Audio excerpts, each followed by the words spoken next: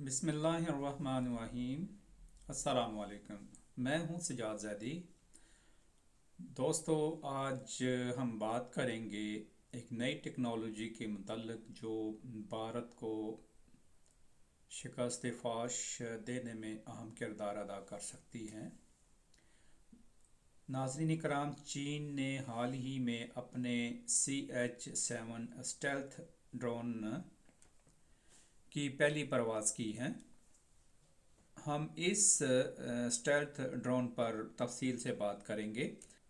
ہم پاکستان کے تناظر میں اس کی اہمیت کو سمجھیں گے اور کیوں اس ڈرون کو اہم سمجھا جا رہا ہے۔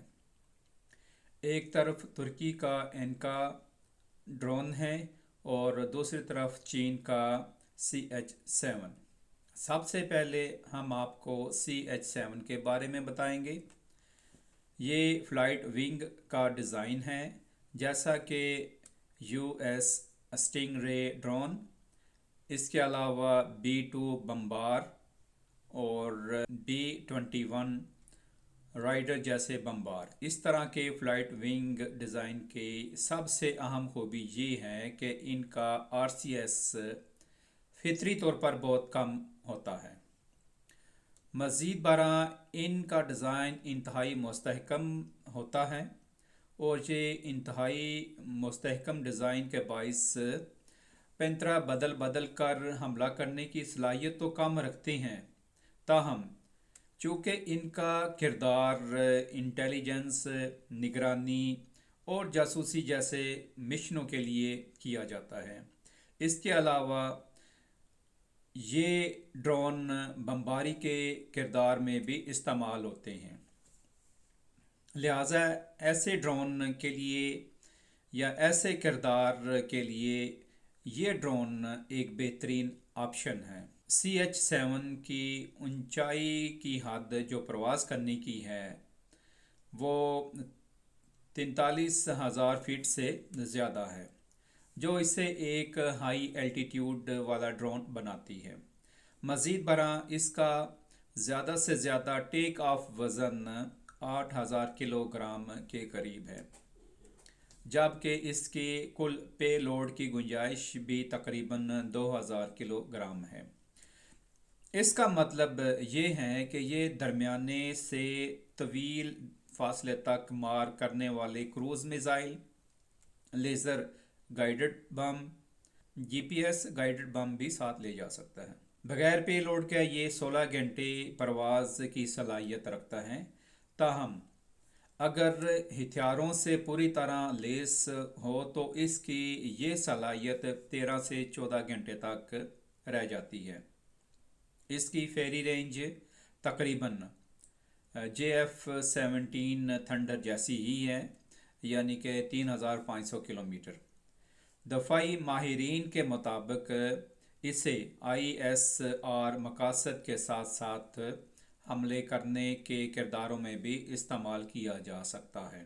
اب امریکہ میں سرد جنگ کے دوران یا اس سے پہلے مناسب لڑاکا طیارے بمباری کے مشن کے لیے فلائٹ ونگ کے ڈیزائن کے ساتھ آتے تھے اور ان میں پائلٹ بیٹھتے تھے، تاہم سرد جنگ کے بعد جب ڈرونز بہت زیادہ تیار ہونے لگے، ڈرون ٹیکنالوجی نے نمایاں طور پر ترقی کی، تو ہم نے فلائٹ ونگ کے ڈیزائن پر بھی مبنی دوسرے ڈرون بھی دیکھے ہیں، جیسے روس کا S-17 ڈرون۔ اب چین کے پاس CH-7 اور دیگر بغیر پائلٹ کے سسٹم بھی موجود ہیں۔ امریکہ کے پاس متعدد فلائٹ ونگ ڈیزائن والے ڈرون بھی موجود ہیں۔ اگر پاک فضائیہ کے تناظر میں بات کریں تو غیر مصدقہ اطلاعات بتاتی ہیں کہ پاکستان ان اسٹیلتھ ڈرون میں دلچسپی رکھتا ہے۔ ترکی کے پاس اینکا 3 بغیر پائلٹ کے دفاعی نظام موجود ہے، جس کی بہت سی خصوصیات چینی CH-7 سے ملتی جلتی ہیں، تاہم چینی CH-7 ڈرون ایک منفرد فلائٹ ونگ ڈیزائن رکھتا ہے۔ اس پر آپ डायमंड विंग का नमूना देखेंगे।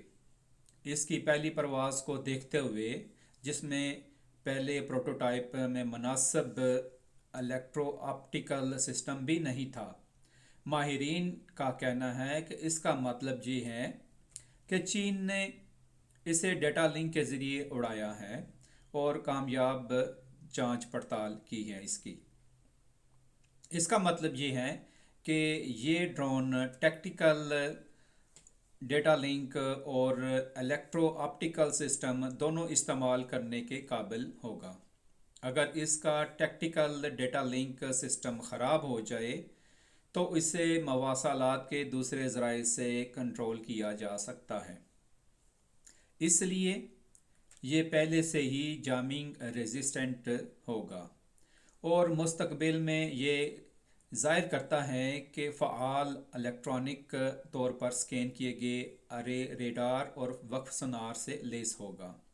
और चूँकि ये हथियार ले जाने की सलाहियत रखता है, इसलिए इसे इंसानों के साथ टीम बनाने में भी इस्तेमाल किया जा सकता है। ये पाकिस्तान के J-35, J-10C और JF-17 ब्लॉक 3 तैयारों के साथ मुश्तरका ऑपरेशन कर सकता है।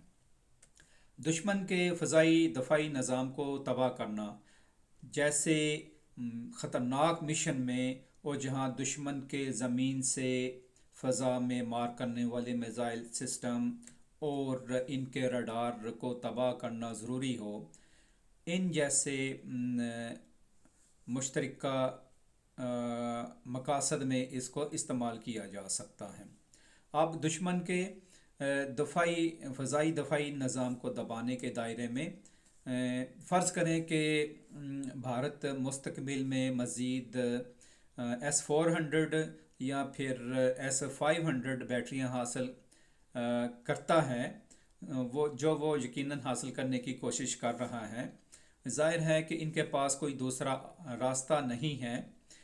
इंडियन फ़ज़ाइया के हवाले से अगर मैं बात करूं तो हिंदुस्तानी फ़ज़ाइया इस वक्त इंतहाई मुश्किल हालात से गुज़र रही हैं, इसलिए ऑपरेशनल ड्यूटी का सारा दबाव इस वक्त फ़ज़ाई दफ़ाई निज़ाम पर पड़ रहा है इंडिया का। और अब किसी भी तनाज़ा में पाकिस्तान की पहली कोशिश भारत के फ़ज़ाई दफ़ाई निज़ाम को निशाना बनाना होगी, और इसके लिए अगर पाकिस्तान ऐसे स्टेल्थ ड्रोन्स को अपनी इन्वेंट्री में ले आए तो ये ना सिर्फ पाक फ़ज़ाइया बल्कि पाकिस्तान आर्मी एविएशन के लिए भी बहुत मुफीद साबित होंगे। इन्हें आम बग़ैर पायलट के फ़ज़ाई निज़ाम की तरह अलग थलग ख़ुद मुख्तार ड्रोन के तौर पर भी इस्तेमाल किया जा सकता है, और इन्हें आम लड़ाका हथियारों को उड़ाने वाले पायलटों के साथ बग़ैर पायलट टीम बनाने में भी इस्तेमाल किया जा सकता है। CH-7 बुनियादी तौर पर छठी नस्ल के लड़ाका तैयारों की सलाहियत का स्टेल्थ ड्रोन है। छठी नस्ल के इन खसूसियात को अब चौथी नस्ल और पाँचवीं नस्ल के हवाई जहाज़ों पर भी आजमाया जा रहा है। चीन, तुर्की और यहाँ तक कि पाकिस्तान भी संजीदगी से इन पेशरफ्तों की पैरवी कर रहा है। पाकिस्तानी दफ़ाई माहिरीन के मुताबिक पाकिस्तान को इस महाज पर ज़्यादा से ज़्यादा तरक्की करने की ज़रूरत है, क्योंकि यही दफ़ाई मुस्तकबिल है। अगर हम ड्रोन टेक्नोलॉजी में या अगर हम ड्रोन जंग में पीछे रह जाते हैं, और याद रहे कि अगर टैक्टिकल डेटा लिंक सिस्टम मजबूत नहीं है तो फिर ये सिर्फ स्टेल्थ ड्रोन जो हैं इन पर भरोसा नहीं किया जा सकता, बल्कि ये ड्रोन अफ्रीकी मुखालिफ के लिए एक तोहफ़ा ही साबित होंगे। इसके अलावा भी दीगर बहुत सी मुख्तलिफ सलाहियतें हैं जिन पर पाकिस्तान को महारत हासिल करनी है और कर भी रहे हैं। लेकिन नाज़रीन मोहतरम, अच्छी बात यह है कि ये वाज़ेह है कि पाकिस्तान इन तमाम चीज़ों को पहले ही समझ चुका है और इस पर काम भी किया जा रहा है।